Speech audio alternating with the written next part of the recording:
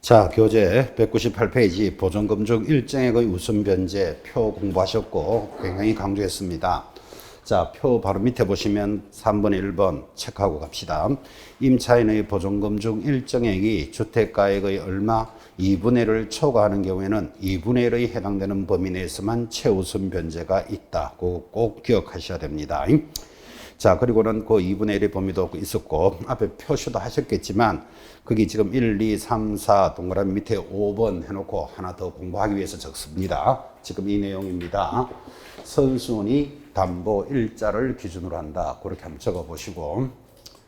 그래서 최우선 변제는 선순위 담보 일자를 기준으로 하는데, 시험에서 이렇게 나온 바 있습니다. 갈로 열고 받아쓰기 합니다. 저당권 설정일을 기준으로 한다. 그 말하고도 같은 말이잖아. 이게 선순위가 담보된 날짜를 기준으로 한다. 그걸 시험에서는 뭐라 나왔다고요? 저당권이 설정된 날짜를 기준으로 합니다. 아까 이런 말 했었죠. 자, 아까 2020년 1월 1일이면 2020년 1월 1일 설정되어 있던 날짜를 기준으로 합니다. 그러니까 그때는 얼마였다? 1억 1천에 3,700이었잖아. 그죠?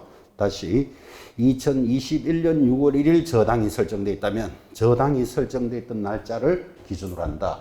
그 말이나 선순위 담보일자를 기준한다. 같은 표현이에요. 그래서 그 개념을 잡아보라고 일부러 적어 넣었습니다. 공부도 하시고.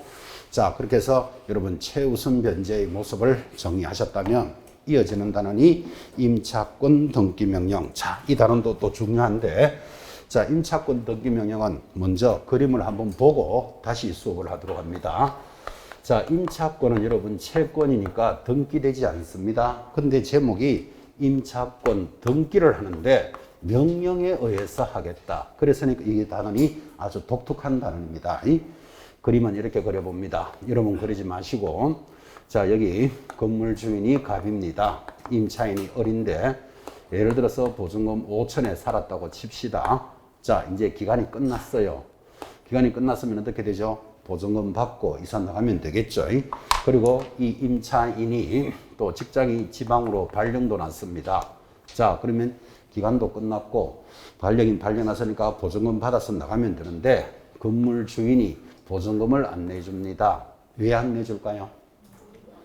돈이 없어서 내주기 싫어서 뭐 여러 가지 이유가 있겠지. 내주기 싫어서 이런 놈은 좀 나쁜 놈이고 또 이런 주인도 있죠. 네가 세놓고 나가라. 뭐 또 이런 사람도 있죠. 뭐 어쨌든 보증금을 못 돌려받았습니다.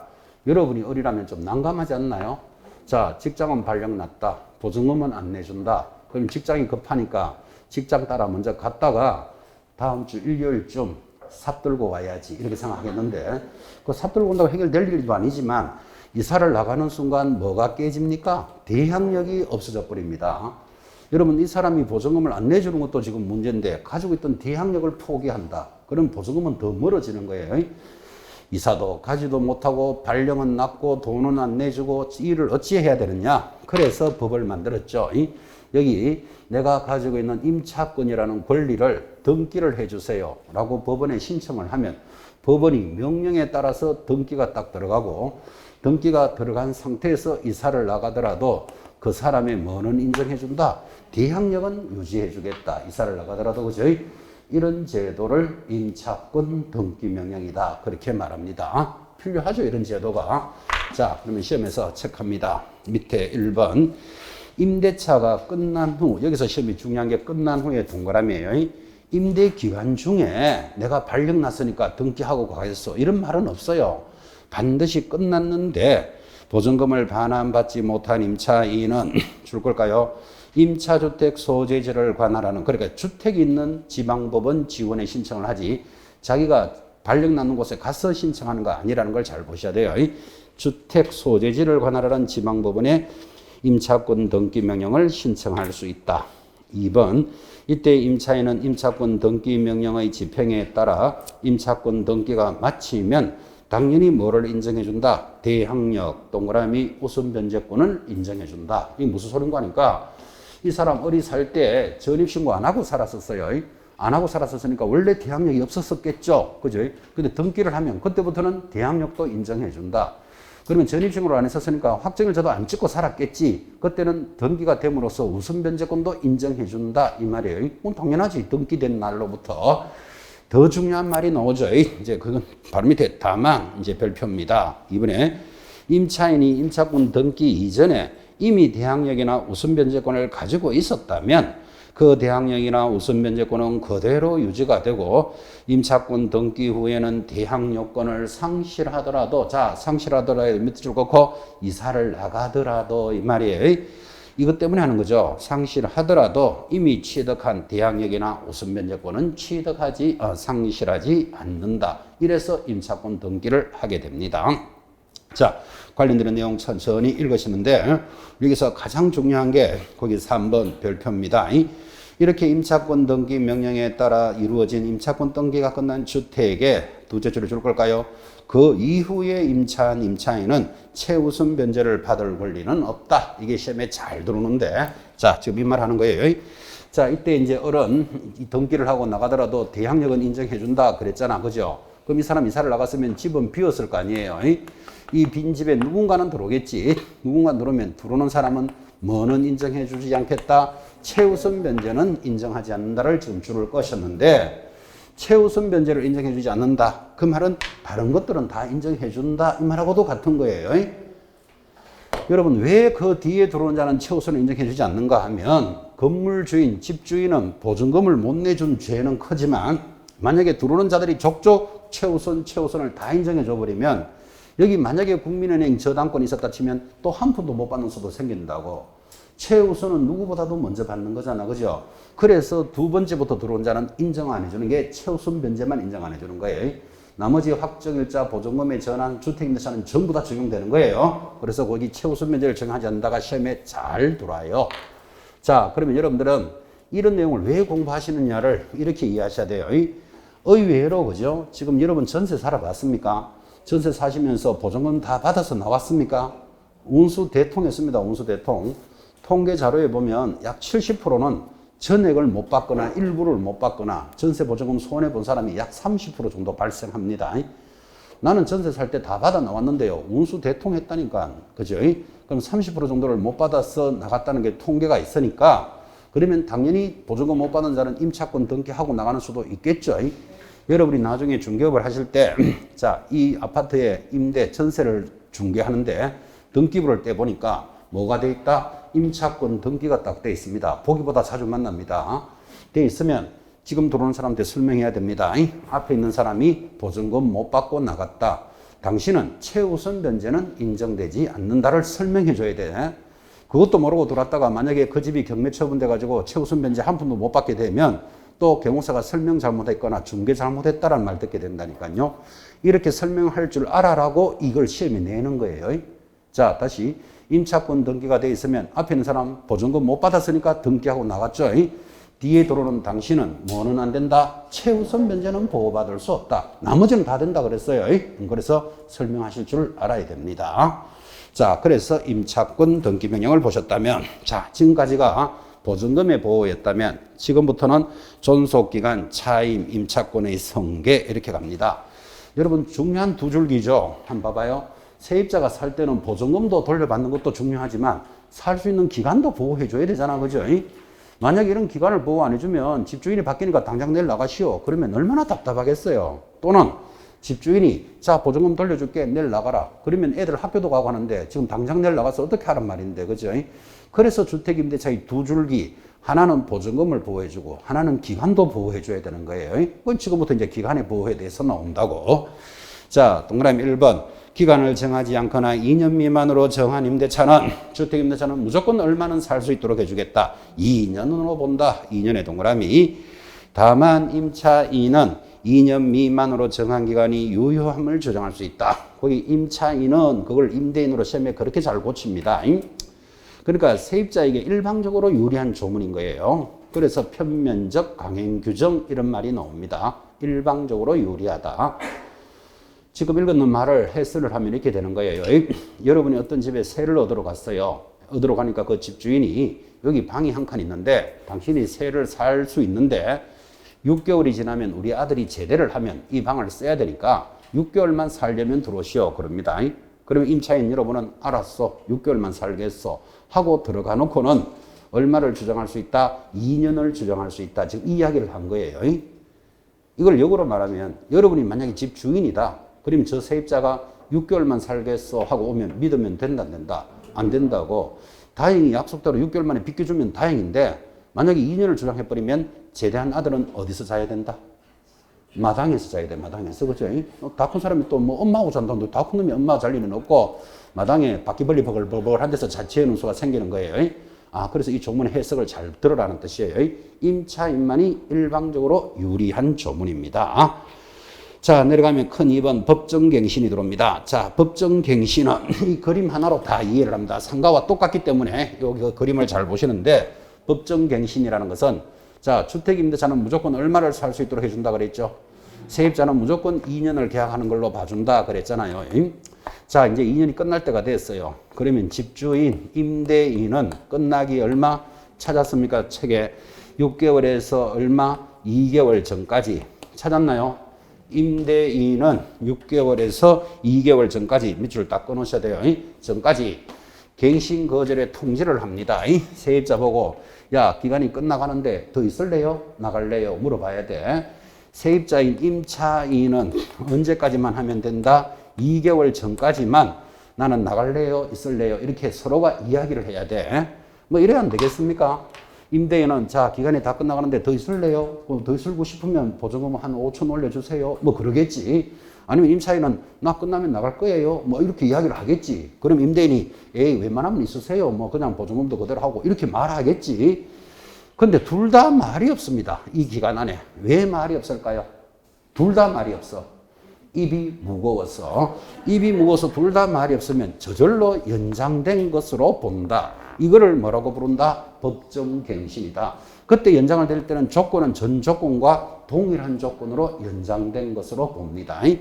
그래서 이거를 말없이 연장되니까 묵시적 갱신 또는 법정갱신이 일어났는데 그 다음 더 중요한 말, 이렇게 연장이 되더라도 임차인은 언제든지 그만두겠다고 주장할 수 있다. 또 임차인만 유리한 거예요.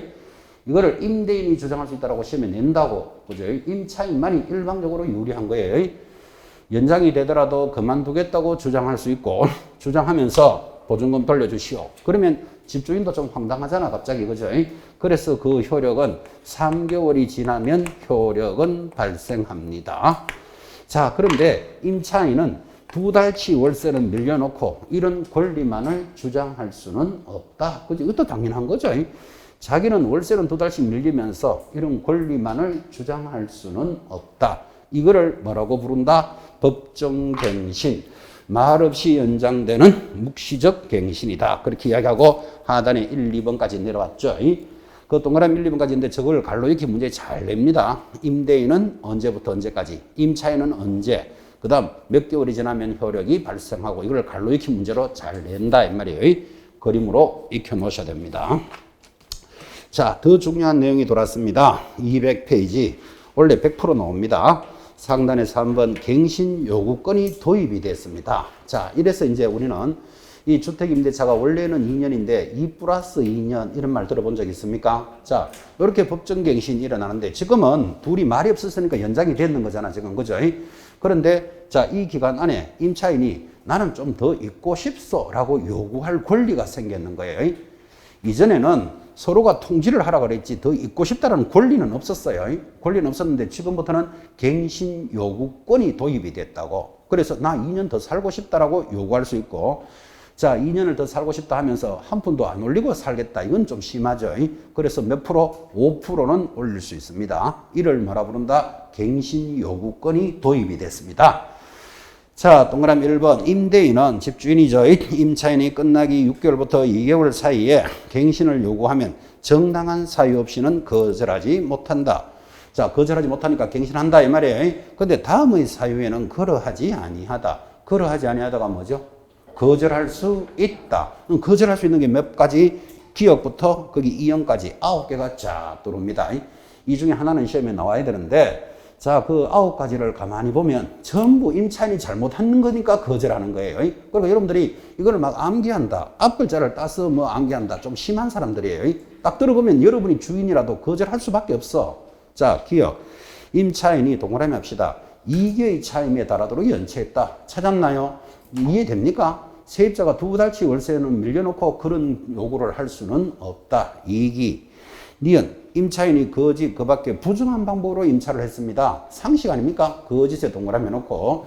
3번 서로 합의하여 상당한 보상을 해줬다. 합의가 됐다는데 뭐 당연히 거절할 수 있잖아. 그죠? 합의. 4번 리얼 임대인의 동의 없이 그 집주인 동의 없이 자기들끼리 세줬어. 그런 건 당연히 그냥 동의 없이 안 되겠죠. 5번째 미엄 임차주택의 전부 또는 일부를 고의 중대한 과실로 파손하고 있습니다. 파손의 동그라미. 무슨 놈의 세입자가 그죠? 올라가면서 계단 깨면서 내려가면서 일창 깨면서 나는 더 있고 싶다. 이게 이제 말이 되나 이게 지금 그죠? 파손했을 때. 근데 살짝은 조심하셔야 돼요. 거기 중대한 과실이라는 걸 줄을 것이어야 돼. 이게 왜 시험에서 살짝 중요한가 하면 여러분 세입자가 살면서 벽에 못 하나 칠 수 있다 없다? 못 하나 칠 수 있잖아. 그죠? 못을 치다 보니까 벽에 금이 좀 쭉 갔어요. 집주인 내라서 파손했네 나가라. 이거는 안 된다고. 중대한 과실이어야 돼. 이런 것들은 의미 있는 거예요. 만약 시험 지문에서 중대한이라는 말이 빠지면 조심하셔. 틀려요. 그래 이런 건 의식을 하고 보셔야 돼요. 못 하나 칠 수 있잖아. 못 하나 치면 또 약간 금이 갈 수도 있잖아. 그죠? 그거를 파손했으니까 나가라. 그럴 수는 없다고요. 자, 미업, 비업. 임차주택의 전부 또는 일부가 멸실이 됐답니다. 멸실의 동그라미. 집이 불타고 없어져 버렸어. 거기 잿더미 앉아가 나는 2년간 더 있고 싶다. 이게 말이 되나 이게 지금. 그죠? 멸실되면 당연히 거절합니다. 시업. 임대인이 다음 어느 하나에 해당되는 사유로 두째 줄에 보면 점유를 회복할 필요가 있을 때 점유 회복의 밑줄. 점유 회복은 이 동네가 싹 다 밀어서 재개발을 한대요. 근데 세입자가 안 돼. 나 2년 더 살 거야. 그럼 재개발이 안 일어나잖아. 그죠? 또는 리모델링 할 거야. 그러면 당연히 그 점유 회복이 필요할 때는 거절할 수 있는 거예요. 자, 그럼 점유 회복은 알아들었는데 더 중요한 단서가 밑에 A, B, C가 들어옵니다. 특히 A, B, C 조심해야 될 게 단서가 뭔가 하면 자, 집주인이 그죠? 월세를 더 주려는 사람을 하나 구해놨어. 월세 더 주는 사람을 구해놨으니까 이 사람을 보내버리고 여기다가 월세를 좀 더 받을 사람을 넣고 싶은 거야. 그런데 나가라 하면 갱신 거절 못한다 그랬잖아. 자기가 잘못한 게 없으면. 그래서 집주인이 잔머리를 써서 나 집을 리모델링 할 테니까 좀 나가주세요. 이러는 거예요. 그렇게 악용할까봐 A 단서. 임대차 계약 당시에 계약 체결 당시에 줄 거 놓으셔야 돼요. 공사 시기와 소요 기간 등을 미리 구체적으로 고지했을 때만 이건 인정해 준다고. 이해되겠죠? 악용하지 못하게 하려고 하는 거예요. 두 사람이 계약할 때, 야, 1년 반 뒤에 우리는 리모델링 한대, 철거 한대, 이렇게 이야기를 했었어야 되는 거예요. 체결 당시에 구체적으로 고지했을 때만 인정해준다. 그 의미를 잘 한번 보시고. 자, 이제 8개를 지금 읽었는데, 아마 나온다면 마지막이 제일 중요해요. 그 별표 딱 찍어놓고, 임대인이 직계 존속이나 비속을 포함하여 목적주택에 실제 거주할 때도 거절할 수 있는 사유예요. 자, 그러면 위에 있는 8가지는 전부 다 임차인이 거의 잘못했을 때 거절할 수 있는 건데, 그 마지막은 보라고요. 임차인이 잘못했는 거 아니고, 임대인이 기간이 끝났어요. 이 사람 더 있고 싶다. 그런데 안 돼. 내가 들어가서 살 거야. 뭐 집주인이 들어오면 거절할 수 있도록 해준 거예요. 그때는 어디까지 포함한다? 직계 존비속을 포함한다. 존속하면 집주인의 아버지, 존속, 그죠? 자식, 비속까지를 인정해 주겠다. 이 말이에요. 그래서 본인이 들어올 때는 거절할 수 있다라는 사유가 들어왔는 게 시험용이에요. 자, 그런데 이럴 수가 있겠죠. 사실은요, 월세를 더 줄 사람을 구해놓고 자기가 들어갈 의사도 없으면서 난 내가 들어가서 살 테니까 거절하겠어 하면 이제 그 사람이 이사 나갔겠지. 자기가 들어가서 산다는데.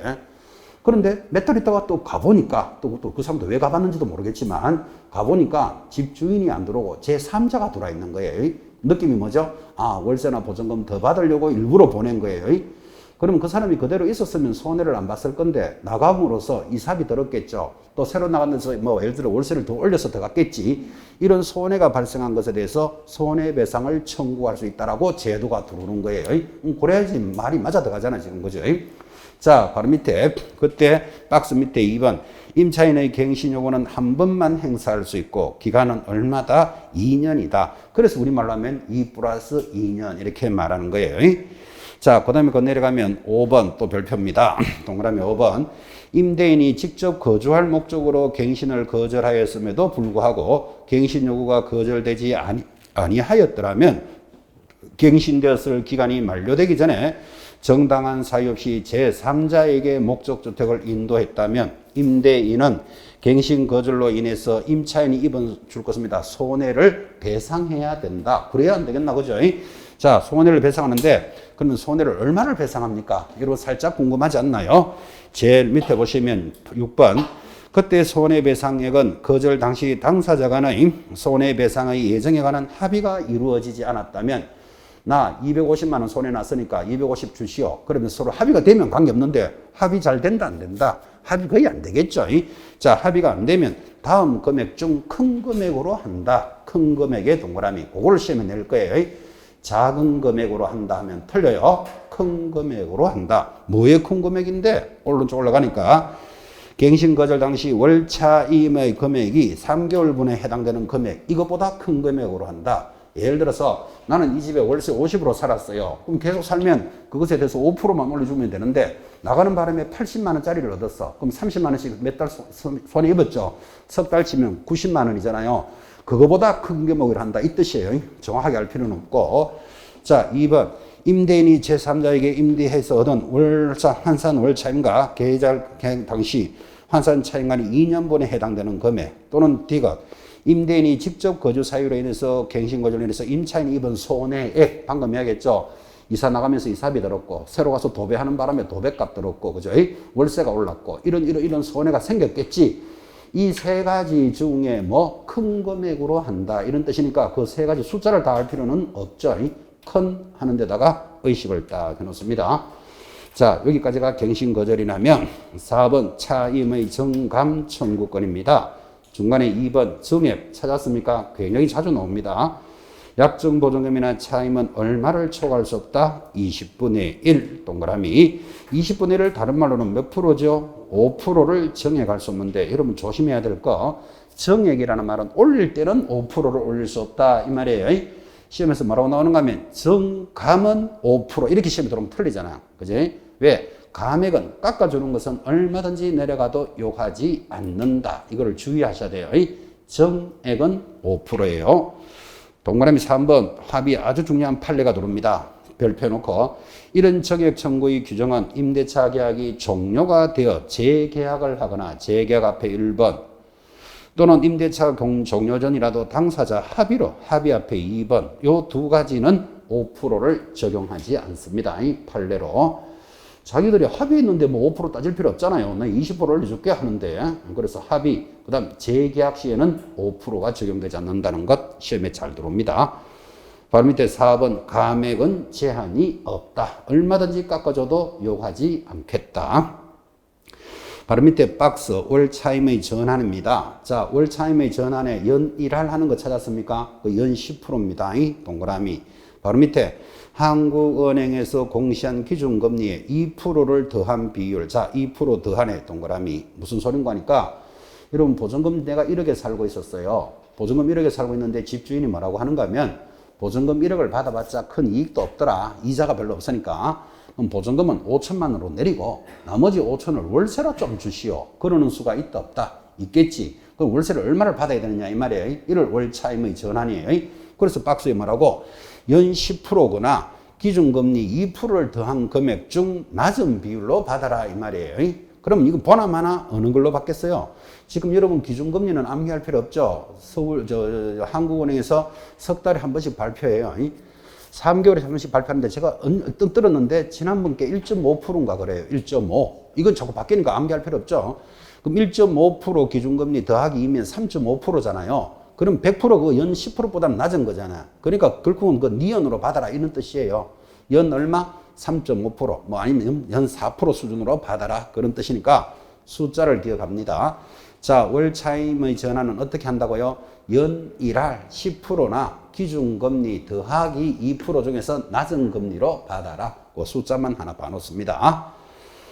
5번 내려갑니다. 주택임차권의 승계라는 게 들어왔습니다. 자, 승계에 동그라미 해놓고 옆에다가 더 이해하기 좋게 상속이라는 말을 안 했잖아 지금 그죠? 그래서 상속 X 이렇게 표시 좀 하셔야 돼요.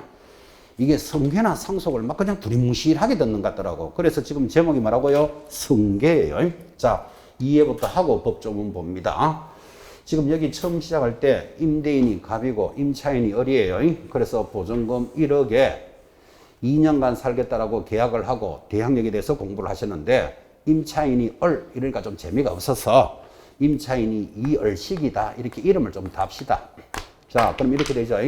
임대인은 누구? 갑. 임차인 이을식이가 두 사람이 계약을 하고 이제 이 아파트에 세를 살고 있는데 이 기간 중에 이을식이가 사망하는 수가 있다 없다? 있겠죠. 왜 사망했죠? 숨을 안 쉬니까 뭐 독침에 맞았으니까 뭐 여러 가지가 있죠. 자, 그럼 이을식이 사망하면 이 보증금 1억을 같이 살고 있는 배우자가 받을 수 있다 없다? 당연히 있죠. 지금 생각 잘못한 사람은 자, 이을식이가 배우자가 살고 있는데 계약한 사람이 사망했어. 배우자님이 니하고 한 건 아니니까 길바닥에 나가시오. 이러면 우리나라는 IS 국가 비슷하게 돼요. 저 사람은 사람 죽으면 해도 가슴 아픈데 보증금도 한 푼도 못 받고 나갈 수는 없는 거잖아. 그죠? 그래서 배우자가 보증금을 돌려받는 걸 뭐라 부른다? 상속이다. 이렇게 부르고 우리나라는 상속법이 있다고요.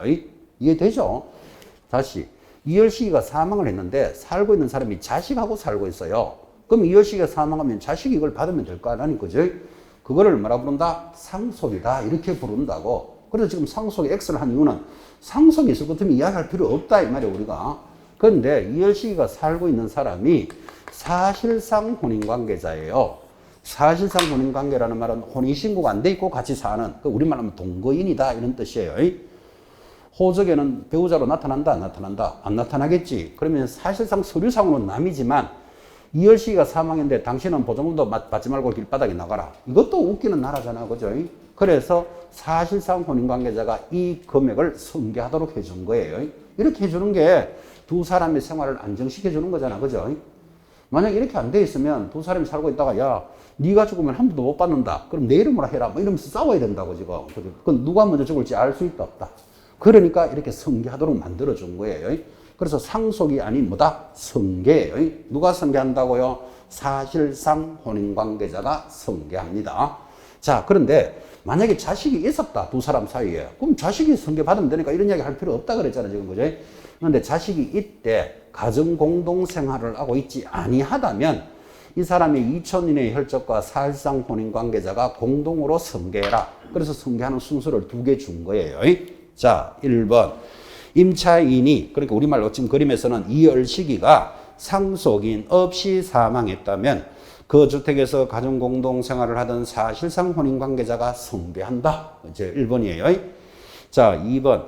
임차인이 사망한 때, 즉 우리말로 이을식이가 사망한 때, 사망 당시 상속인이 그 주택에서 가정 공동생활을 하고 있지 아니하다면, 공동생활을 하고 있으면 상속돼 버리면 되니까 이야기할 필요 없다 그랬잖아 지금. 그죠? 하지 아니하다면 그 주택에서 가정 공동생활을 하던 사실상 혼인관계에 있는 자와 2000 이내의 친족이 공동으로 승계한다. 순서가 두 개예요.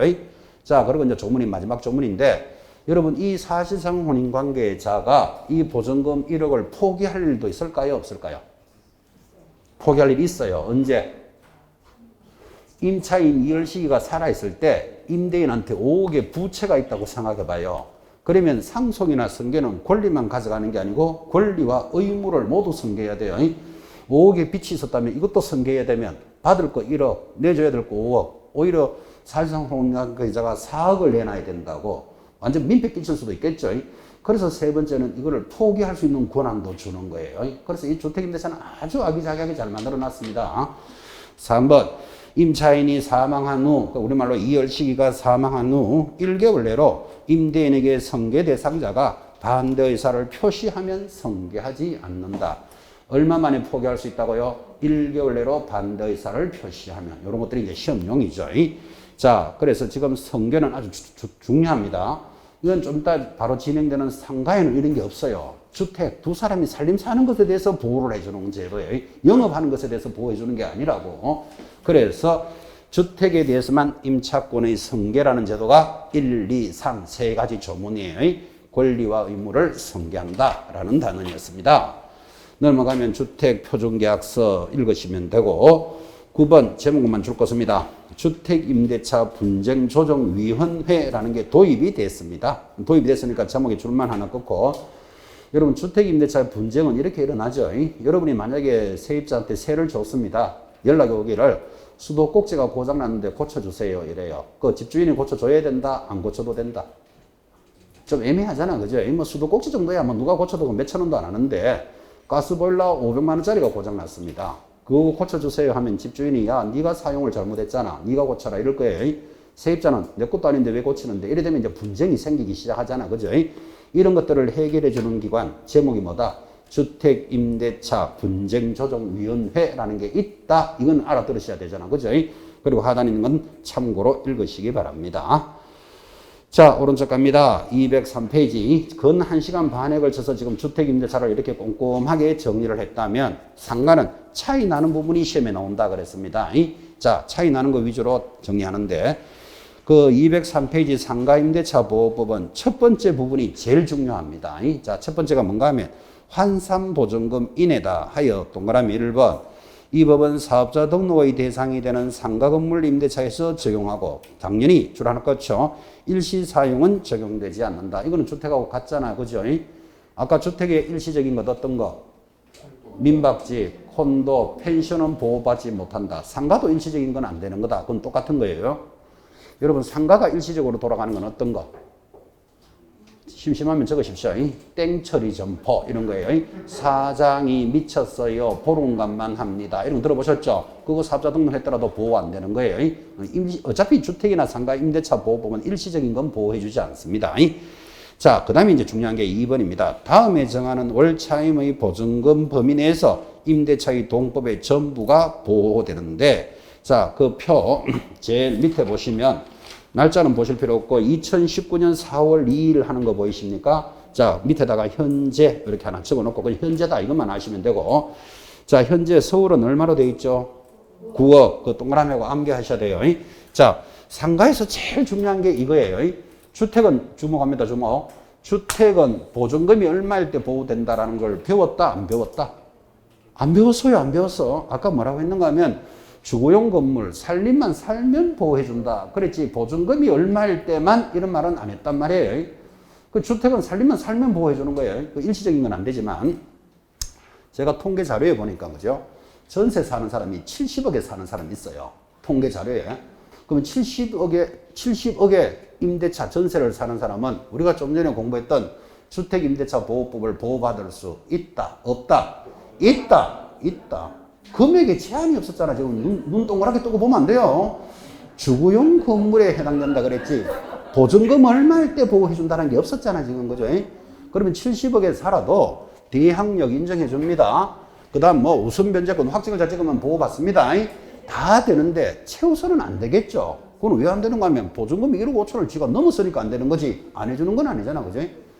다시 잘 들으셔야 돼요. 주택임대차는 보호해주는 보증금의 기준이 없어요. 살림만 살면 인정해준다. 그 대신에 최우선은 안 되겠지. 70억에 사는 사람은 소액 보증금이 아니잖아, 지금 이게. 나머지는 공부했던 거 다 보호받습니다. 그런데 상가는 사업자 등록만 했다고 되는 게 아니라니까요. 서울에서는 보증금이 얼마일 때만, 9억일 때만 보호를 해주니까 이거를 모르고 있으면 상가 임대차를 잘못 배웠거나 잘못 가르쳤거나 둘 중에 하나다. 그죠? 상가는 이 범위에 들어가야 되면 전면적으로 보호된다라고 지금 줄 딱 껐잖아. 그죠? 서울 밑에 과밀권이 얼마죠? 6억 9천, 6.9억인데 거기 조심할 거 부산이 딱 들어와 있어요. 뭐 부산 하나 동그라미 딱 찍어 놓으셔야 돼요. 희한하게 부산이 과밀권으로 딱 들어왔어요. 상가는. 그죠? 뭐 부산이 좀 중요하고. 자, 과밀권 밑에 광역시예요. 뭐 대구광역시, 부산은 참 과밀권으로 갔고 대전광역시 이런 거겠지. 얼마? 5억 4천 찾았습니까? 나머지 기타 지역은 얼마? 3억 7천이 될 때만 보호를 받으니까 상가 임대차를 공부하신 분은 이 부분을 놓치면 안 된다고. 그죠? 특히 다른 거는 몰라도 뭐는 기억해야 된다? 서울 것은 암기하셔야 돼요. 시험에 제일 잘 나오니까. 자, 주목하시고 이 숫자 이 시간에 그대로 기억합니다. 서울은 얼마? 9억. 과밀권 6억 9천, 광역시 5억 4천, 나머지 3억 7천이니까 이렇게 하면 안 좋겠나, 그죠? 69, 54. 그러면 숫자 좀 찾아내겠습니까? 69, 54. 마지막에는 다 맞았으니까 337 박수 한번 치는 거예요. 337 이렇게 딱 찍으면 숫자 암기 좀 되겠습니까? 그죠? 자, 다시 보지 말고 대답합니다. 상가는 서울은 얼마? 9억. 과밀권 6억 9천, 광역시 5억 4천, 나머지 3, 3, 7 다 맞았으니까 3, 3, 7 박수 치는 거예요. 3억 7천 해서 숫자를 기억하셔야 됩니다. 자, 상가는 이 범위에 들어갈 때만 보호를 받으니까 이거를 중요하다라고 이 정도로 사례를 듭니다. 제가 이렇게 수업을 해보면 이 법조문을 해석하는 것보다 사례가 기억에 더 오래 남는다 이런 이야기를 많이 해요. 2, 3년 전에 제가 수업을 하는데 그죠? 저한테 와서 이럽니다. 우리 형님이 식당을 하고 있는데 그 식당이 좀 잘 되던 모양이죠. 지금 기간이 다 돼가는 모양인데 더 있어야 됩니까? 나가야 됩니까? 이렇게 묻는 거예요. 그래서 이제 상가가 보호되느냐 지금 이거를 묻고 싶은 거예요. 질문하는 거 딱 들으면 아, 1시간 헛수업했다 이 생각이 딱 든다고. 상가는 그렇게 질문하면 안 돼요. 우리 형님이 서울에서 식당을 하는데 이렇게 들어야 범위를 알 수 있다고. 근데 질문 벌써 그렇게 딱 하잖아요. 그냥 식당을 하는데요 이렇게 이야기한다니까요. 그래서 뭐 학생이니까 이해되고. 그래서 제가 묻죠. 어느 지역에서 합니까? 제가 이렇게 물어봤어요. 그 다음 대답이 몰라요 이래요. 아, 기가 막히는 거지 뭐 그쯤 되면 그죠? 몰라요 하는 것도 일면 이해는 가요. 왜 일면 이해가 가는가 하면 여러분 서울에서 구리로 올라가는데 거기 다리 천호대교인가 건너가면 여기가 서울일 수도 있고 구리시일 수도 있어. 경기도일 수도 있다고. 그 좀 애매한 지역이 있잖아. 그죠? 그러면 그게 서울인지 경기도인지 좀 애매할 수는 있잖아요.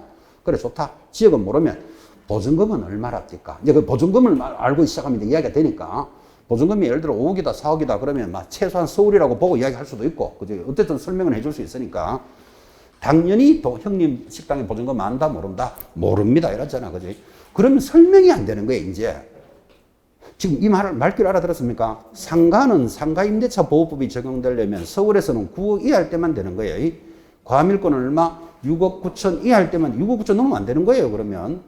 이해됐습니까?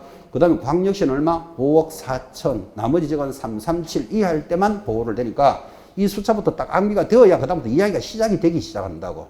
그래서 이 숫자를 굉장히 지금 강조했습니다. 자, 더 중요한 말이 있습니다.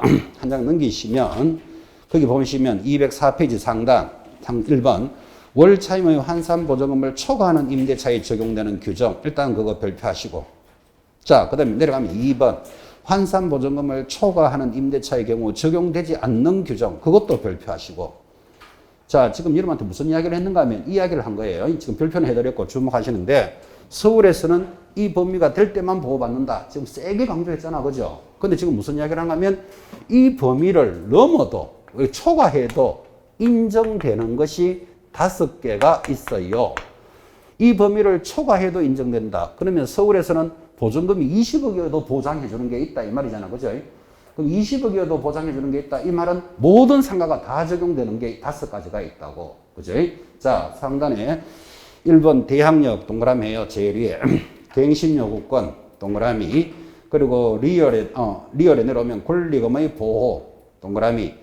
바로 밑에 3기 차임의 해지 동그라미. 그리고 표준계약서 동그라미. 동그라미 지금 5개 했어요. 자, 주목합니다. 이거는 무조건 기억하셔도 되고 암기표에도 들어가 있어요. 암기하라고. 상가는 이 범위에 될 때만 보호를 받는데 이 범위를 넘어도 인정해 주는 게 5개를 지금 동그라미 하셨다고. 그죠? 그러면 이 범위를 넘어도 인정해 준다는 말은 20억이라도 보장해 준다 이 말이잖아. 그죠? 그러니까 그걸 다른 말로 하면 모든 상가에 적용되는 것 이 말하고 같은 거예요. 첫 번째 뭐였죠? 안 보고 대답하면 더 좋겠습니다. 대항력 기억하셔야 됩니다. 이거는 중요하기 때문에 갱신요구권, 권리금의 보호, 3기 차임이 연체되면 해지되는 것, 마지막 표준계약서는 모든 상가에 적용되는 거예요.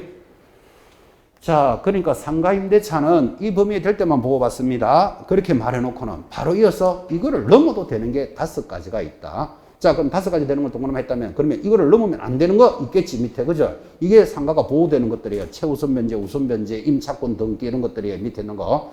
그러면 위에 있는 박스를 기억하든지 밑에 있는 박스를 기억하든지 둘 중에 하나는 기억하셔야 돼요. 이 정도는 공부하시고 시험장에 가셔야 돼. 자, 근데 뭐 밑에 거, 위에 거 다 알기는 무리고 위에 거를 기억해요. 위에 거. 그죠? 초과하는 것은 기억해 놓으시라고.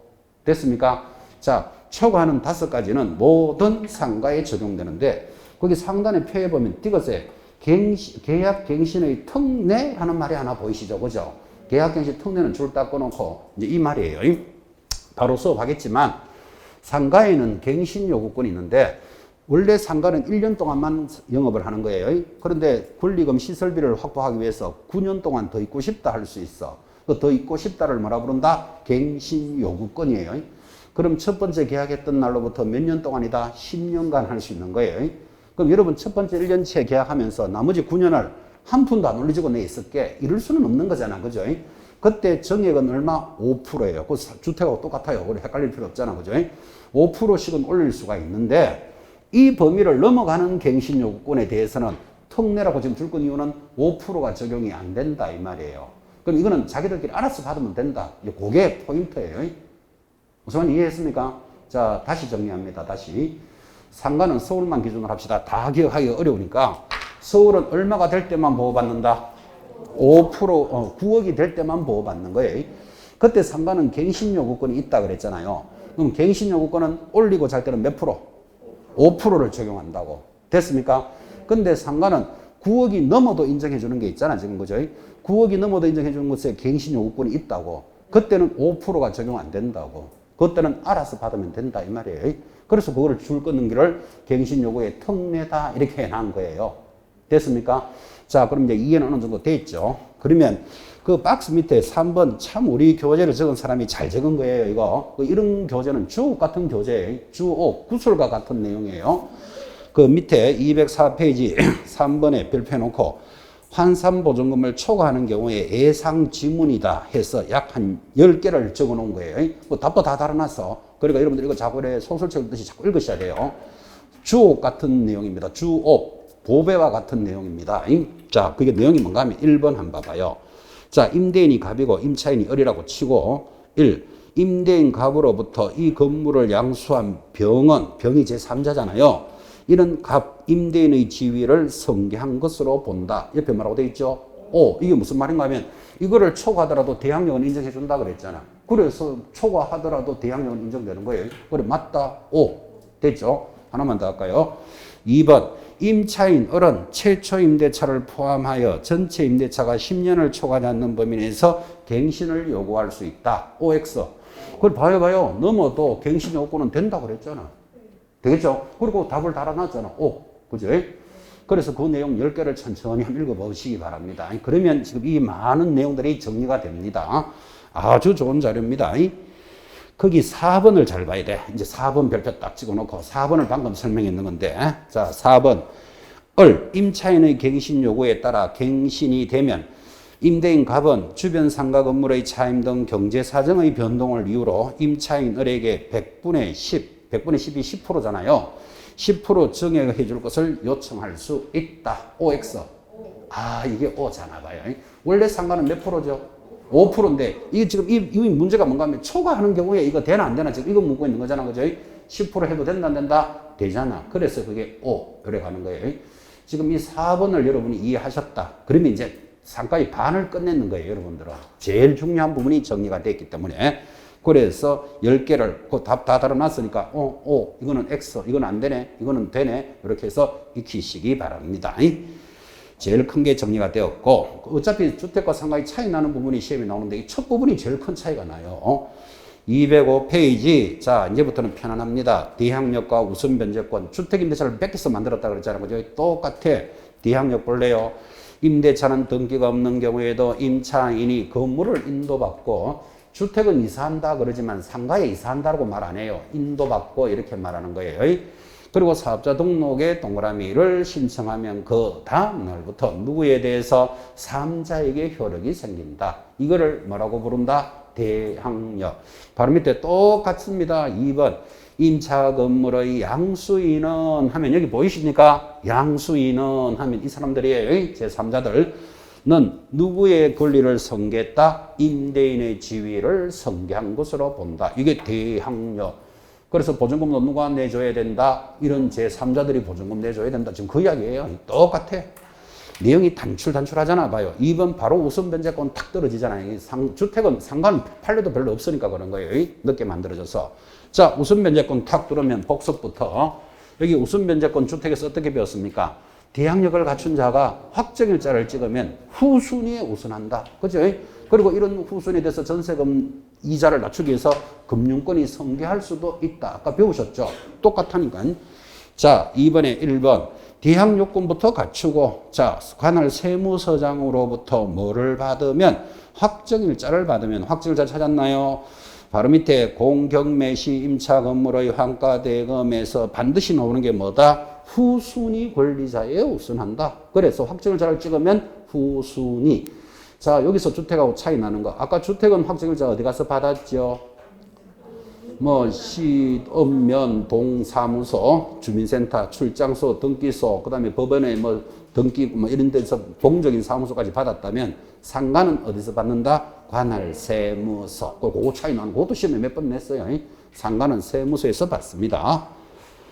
그리고 제일 밑에 내려가면 큰 3번도 제목만 줄 것이기를 금융기관 등이 우선 면제권을 뭐 할 수 있다? 승계할 수 있다. 설명했고, 제일 밑에 보면 금융기관 이름 다 기억할 수는 없고, 신협, 말공고는 해당되지 않는다. X 탁탁 체크하면 되겠죠.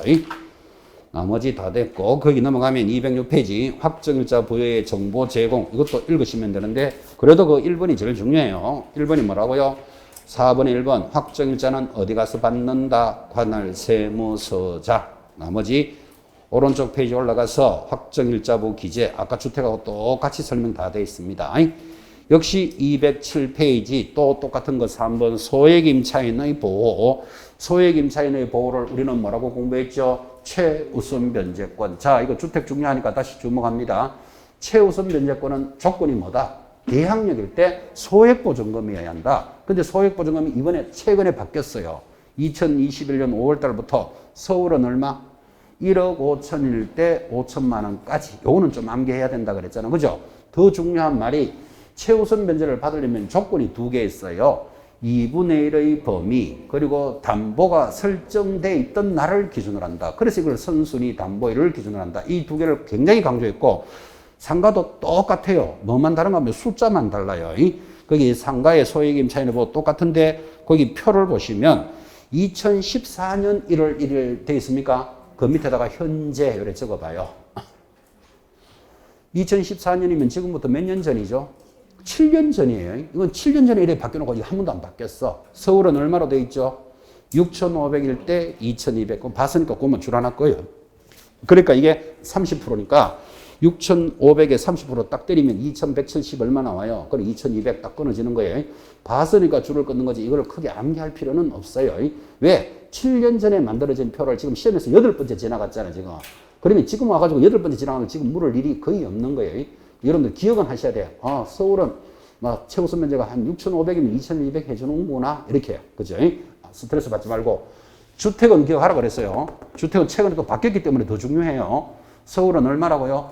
1억 5천일 때 얼마? 5천만 원. 이거는 기억하셔야 되고, 상가도 이렇게 표는 있다. 그래 이해하시면 된다고. 그죠?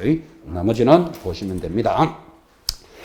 넘어갑니다. 208페이지 똑같이 또 들어오죠. 4. 존속기간입니다. 자, 1번 임대차 기간 또 비교합시다. 아까 주택은 임대차 얼마? 기간이 2년. 그죠? 근데 상가는 얼마? 1년. 그리고 그것만 비교하면 되는 거예요. 자, 1년으로 정하된 임대차는 1년으로 보는데 또 나오잖아요. 다만 줄 것입니다. 임차인은 1년 미만이 유효함을 주장할 수 있다. 임차인에게 일방적으로 유리하다. 자, 근데 여러분 잘 알다시피 1년 만에 계약하고 나가시오. 그러면 그 권리금이나 시설비는 어떻게 되는데 문제가 생기겠죠. 그래서 상가는 당연히 뭐가 들어온다? 계약 갱신 요구권이 당연히 들어오는 거예요. 자, 계약 갱신 요구권 1번. 임대인은 임차인이 임대차 기간이 만료되기 6월부터 1개월 사이에, 자, 6개월에서 1개월 줄 것이고, 지금 상가는 그 1개월인데요. 주택은 얼마로 되어 있습니까? 그 2개월로 되어 있다고. 그리고 그 차이 나는 걸 보라고 지금 강조하는 거예요. 1개월 전까지에 갱신을 요구하면 정당한 사유 없이 거절할 수는 없다. 그런데 다음의 사유는 거절할 수 있다. 거절할 수 있는 건 모두 몇 개? 8개예요. 아까 주택은 9개예요. 여러분들이 뭐 8개, 9개는 알 필요는 없지만 주택은 상가에 없는 게 한 개 더 있어요. 아까 주택에서 거절 사유 마지막에 뭐 있었습니까? 임대인이 직접 거주하면 거절할 수 있는 게 있고 상가는 그게 없어요. 그러니까 나머지는 똑같다고. 지금 그죠? 근데 차이 나는 게 1번 있죠. 1번 임차인이 몇 개의 차인? 3기. 상가는 무조건 3자로 노는 거예요. 주택은 아까 몇 기? 2기. 그럼 그거라면 이제 정리된 거예요. 나머지는 똑같아. 상가 임대차 보호법은요. 여러분이 제목을 삼가 임대차 이렇게 기억하는 것도 좋아요. 상가에 들어가면 전부 다 숫자가 3으로 돌아가기 때문에 삼가 임대차 보호법. 자, 그럼 갱신거절 사유 보셨고 오른쪽 209페이지. 자, 갱신을 요구한다는데 얼마나 할 수 있느냐는 알아야 안 되겠습니까? 설명은 다 했지만 209페이지 제일 상단 2번. 갱신 요건은 최초 임대차를 포함해 동그라미. 이거를 제외하고 이렇게 시험에 들어오면 틀려요. 최초를 제외하고 10년이면 11년까지 할 수 있다니까요. 포함하여 얼마의 범위 내에서 10년의 범위 내에서 행사할 수 있다.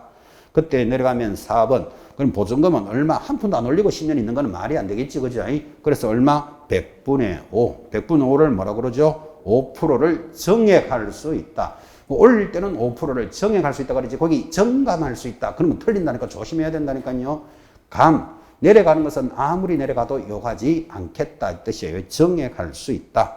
그리고 5번 다 설명했습니다. 이 문제까지도 풀었는데 환산보증금을 초과하는 거 봐요. 여기 서울은 환산보증금 기준이 얼마죠? 9억. 9억인데 초과하는 경우에 갱신요구권 인정해 준다 그랬죠. 자, 초과하는 경우에는 당사자는 상가 건물에 대한 조세, 공과금 등을 비조하여 정감을 청구할 수 있다. 그 정감을 청구할 수 있다 해놓고 당사자 합의 요래 적으셔야 돼. 그건 5%가 적용 안 된다 이 말이에요.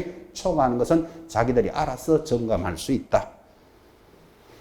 나머지 다 됐습니다. 법정 갱신됐고 차임의 정감 청구권 요거 하나 구분할까요? 자, 밑에 4번에 1번 정액의 경우에는 방금도 했지만 얼마를 초과할 수 없다? 5%를 초과할 수는 없다. 그리고 한번 올린 날로부터 1년 내로는 다시 하지 못한다. 똑같은데 아까 판례 하나 짚어드렸습니다. 이 5%가 옆에다 받아쓰기예요. 적용 X. 적용 안 되는 게 뭐였지요? 옆에 받아쓰기 적용 X 적어놓고 안 되는 거 두 개 판례 있었잖아요. 1. 재계약 시. 2. 당사자 합의 시. 그건 5%가 적용 안 되는 거예요. 뭐 판례니까 중요해요. 그거. 주택이나 상가 똑같잖아요. 재계약 시, 당사자 합의 시에는 5%를 적용하지 않습니다. 그리고 마지막 4번, 바로 밑에 2번, 월차임의 전환. 자, 거기 보면 기억. 연 얼마로 되어 있습니까? 1할 2푼. 그럼 요건 비교하고 싶어서 주택은 아까 얼마였죠? 연 1할. 그래, 10%. 그래, 적어 놓으시면 돼. 주택은 연 10%. 그 다음 밑에 한국은행에서 공시한 기준금리에 동그라미 합시다. 4.5배를 곱한 비율. 그거 동그라미 놓고 아까 오른쪽에 주택은 얼마?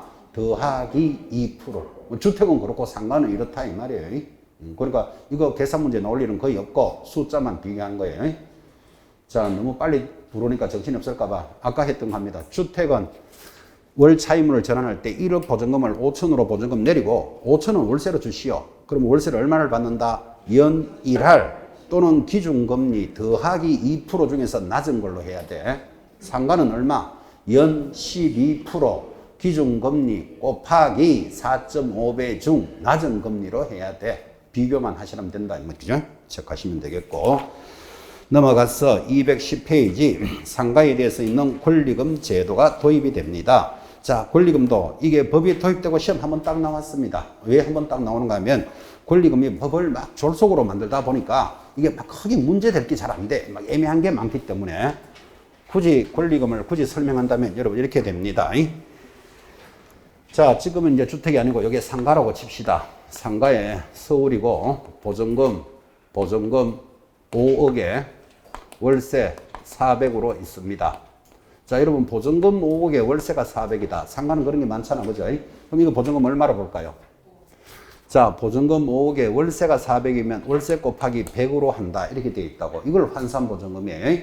그러면 400 곱하기 100 하면 얼마? 4억. 합치면 얼마? 9억이잖아. 이렇게 계산하는 거예요. 월세 곱하기 100이니까. 그럼 서울에서 9억이면 상가가 보호되잖아요. 여기서 호프집을 한다고 쳐요. 건물 주인은 갑이고 여러분이 임차인이 서울에서 보증금 5억에 월세 400 정도 호프집을 하려면 아마 시설비도 좀 많이 들어갈걸요. 그죠? 그런데 1년만 하고 나가라. 이게 상가의 기본 개념이니까 1년 만에 나가면 권리비나 시설비는 어떻게 되는데, 그죠? 그래서 더 있고 싶다라고 요구할 수 있다. 이거를 뭐라 그랬다? 갱신요구권. 최초 임대차를 포함하여 2, 3, 4, 5, 6, 7, 8, 9, 10, 10년까지 요구할 수 있다. 좀 전에 들으셨죠?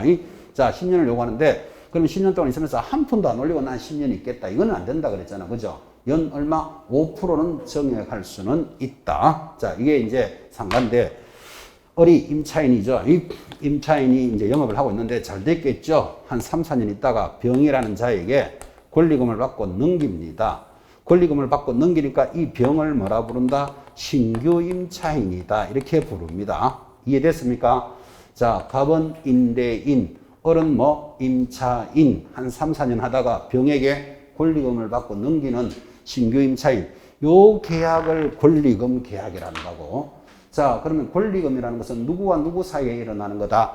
임차인과 신규 임차인 사이에 일어나지 임대인하고는 전혀 관계없는 거예요. 건물주인하고. 자, 첫째 줄 한번 봐요. 5번 권리금 제도. 권리금이란 이런 것이다. 동그라미 1번은 읽으면 되고, 뭐 비품, 신용, 노하우 뭐 이런 것들이 권리금이죠. 자, 동그라미 2번. 그래도 별표 한번 하시고, 권리금 계약이란 하면 지금 그림 그랬잖아요. 신규 임차인이 되는 자가 임차인에게 권리금을 지급하는 계약. 그거를 뭐라고 부른다? 권리금 계약이랍니다. 임대인하고는 전혀 관계없죠. 자, 그 다음에 이제 지금부터 밑에는 권리금의 회수기 보호하고 이제 오른쪽까지 연결이 되는 내용들은 이겁니다. 지극히 상식입니다. 두 사람이 임차인과 신규 임차인이 권리금을 받고 이제 넘기려고 하는데 요 건물 주인이 그죠? 이 호프집이 잘 되거든요. 얼마나 잘 되는지 서울에서 그죠? 아침 10시부터 호프집에 줄 수 있는 거예요. 얼마나 잘 되는지. 그러면 누가 배가 아프기 시작해요? 누가? 그 임대인이 요 사람 1년 만에 나가라 해야 되겠다. 내가 장사를 해야 되겠다. 그죠?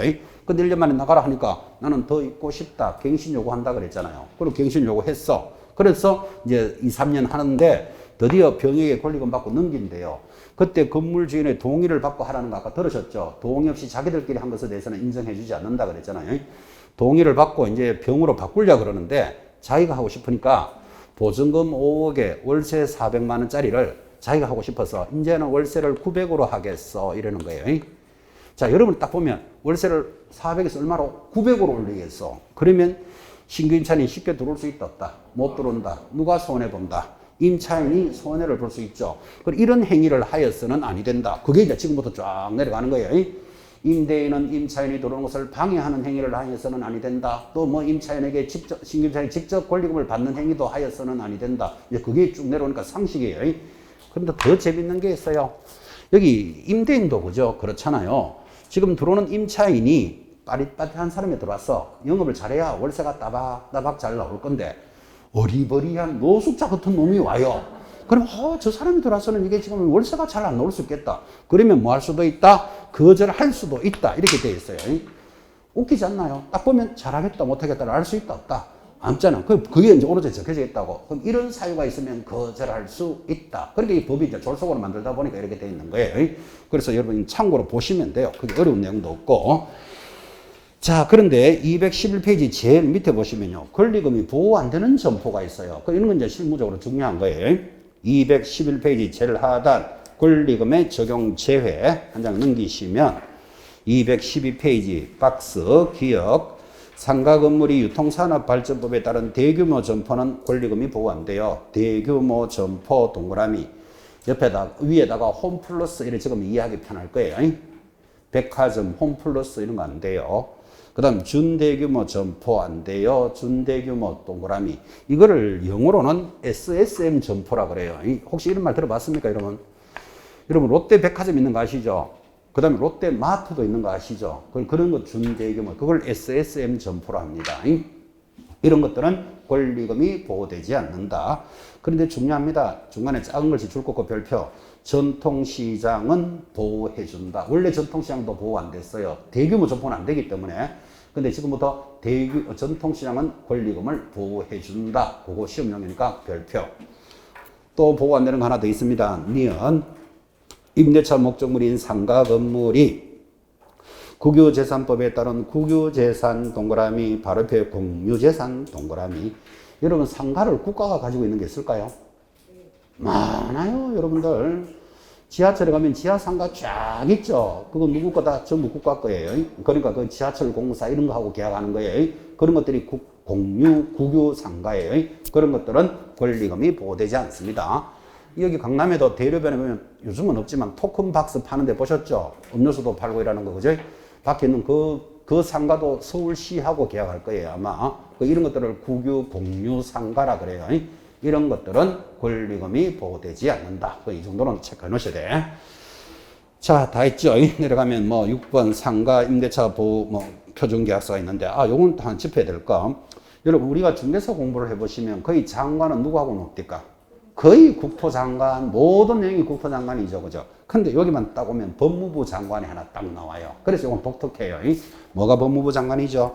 상가 건물 임대차 표준계약서는 법무부 장관이 정할 수 있다. 독특하잖아, 그죠?